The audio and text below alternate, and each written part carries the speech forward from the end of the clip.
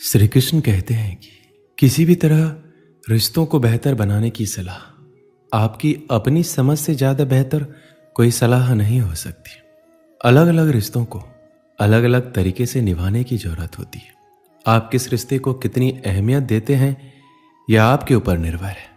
अगर रिश्ता आपसे छोटा है तो आप रिश्ते पे चिंता करें और उसकी वजह ज़रूर जानें। बिना वजह रिश्ते टूटते नहीं हैं, कुछ न कुछ वजह ज़रूर होती है और रिश्ते बहुत नाजुक रेशम के धागे से भी कमज़ोर होते हैं जो किसी भेदभाव या छोटी से छोटी गलतफहमी से टूट सकते हैं।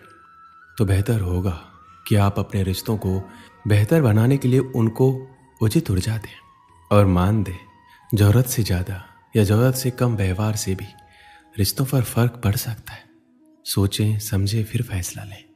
जब भी झगड़े की स्थिति आए तो आप अपने घर में एक नियम बना लीजिए कि जब तक एक व्यक्ति की बात खत्म नहीं होगी दूसरा व्यक्ति नहीं बोलेगा। एक दूसरे को समझने के लिए पूरा का पूरा समय दीजिए। ज़्यादा कोशिश अपनों को समझाने की नहीं, दूसरों को समझने की कीजिए। निसंकोच अपनी प्रकृति और स्वभाव के बारे में बातें कीजिए। नहीं तो कई लोगों को प्रकृति अर्थात नेचर से प्यार होता है, कई लोगों को भौतिक सुखों से प्यार होता है। दोनों में तालमेल बैठना बहुत मुश्किल काम है। धैर्य और एक दूसरे को समझना ही हल है। इस संसार में हर लड़ाई का जन्म विचारों से ही होता है और विचार इतने महत्वपूर्ण नहीं होते। इंसान लड़ाई करे इस बात को आप चित्त में बसा दीजिए। इसलिए ये अहंकारी और मूर्खों का है जो विचारों के लिए लड़ते हैं। इसमें ध्यान से अपना जीवन व्यतीत कीजिए। श्री कृष्ण कहते हैं समाज में हर व्यक्ति का किसी न किसी के साथ कोई न कोई रिश्ता होता है। प्रत्येक रिश्ते की अपनी एक गरिमा होती है जिसको निभाना जरूरी होता है। समस्या वहाँ आ जाती है जब हम उस रिश्ते की गरिमा पार कर सभी रिश्तों को भूल अपने स्वार्थ के लिए सोचते हैं। पति पत्नी के रिश्ते कांच की तरह होते हैं, टूट जाए तो चुभते हैं।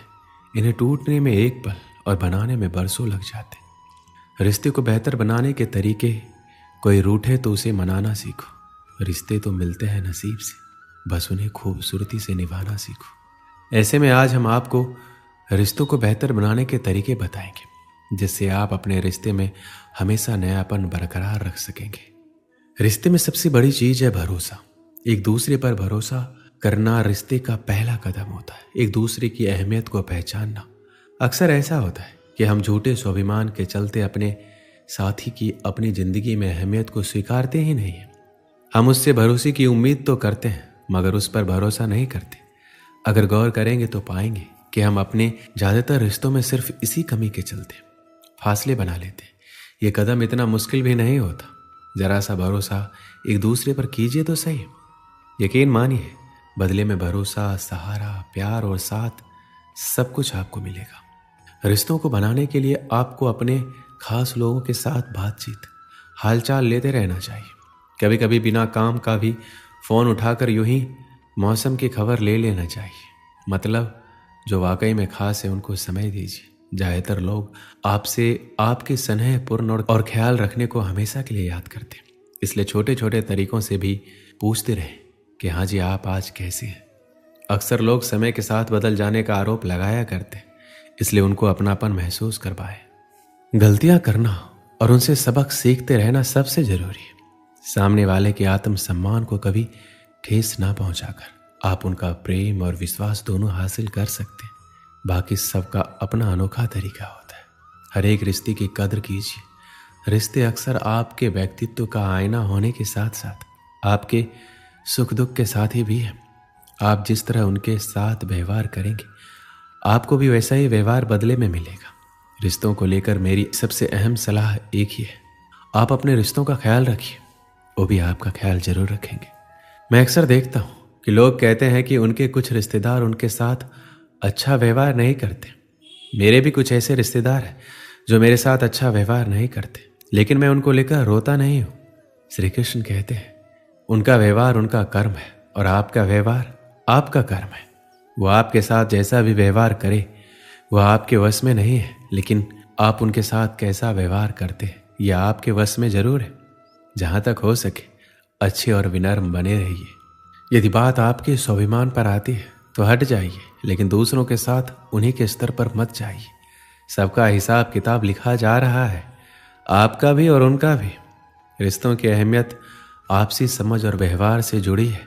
विविधता स्वाभाविक है, लेकिन अशिष्टता या फिर बुरा बर्ताव आपका अपना कर्म है। रिश्ते बहुत ही प्यारे होते हैं। रिश्ते उस अमृत की तरह है जिसे इंसान अपनी जिंदगी में सही तरह से सहेजना सीख ले, तो जब तक इस धरती पर बसेरा है वह कभी अकेला और उदास नहीं रह सकता है।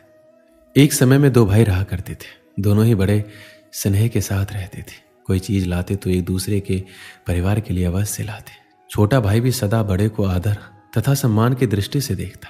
एक दिन किसी बात पर दोनों में कहासुनी हो गई। बात बढ़ गई और छोटे भाई ने बड़े भाई को अपशब्द कह दिया। वहीं से दोनों के रिश्ते में खटास आ गई।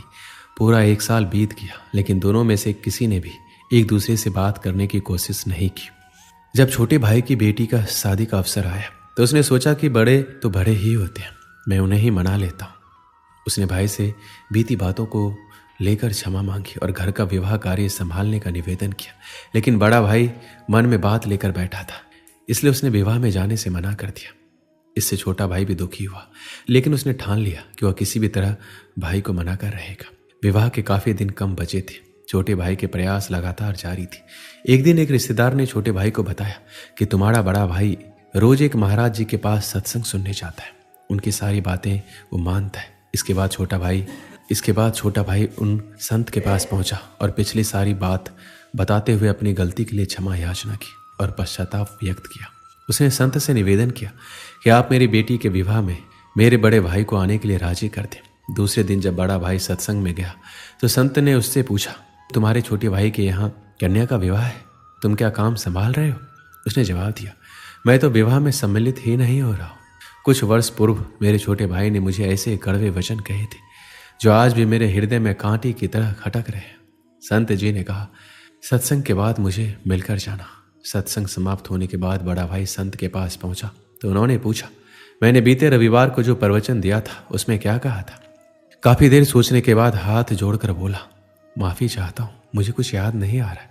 संत ने कहा, देखो मेरी बताई हुई अच्छी बातें तो तुम्हें 8 दिन भी याद नहीं रही, और छोटे भाई के कड़वे बोल जो 1 वर्ष पहले कहे गए थे वो तुम्हें अभी तक हृदय में चुभ रहे हैं।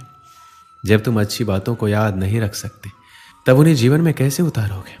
अगर जीवन नहीं सुधारा तब सत्संग में आने का लाभ ही क्या रहा? इसलिए यहाँ मत आया करो। ये सुनकर बड़े भाई की आंखें खुली। उसने आत्मचिंतन कर स्वीकार कर लिया कि वास्तव में हम सब कड़वे शब्दों को दिल में बसाकर गांठ बांध लेते हैं। जीवन भर उसे सोचकर अपने मन में दूसरों के प्रति नफरत बढ़ाते जाते, लेकिन बात करके उसे सुलझाने का प्रयास नहीं करते, क्योंकि हमारा अहंकार हम पर हावी होता है। इसके बाद बड़े भाई ने संत से भूल की क्षमा मांगी और अपने भाई को माफ कर दिया। इसलिए हमेशा सभी से स्नेह करते रहे और कोई भी समस्या हो उसे आप बात कर सुलझाने का प्रयास करें।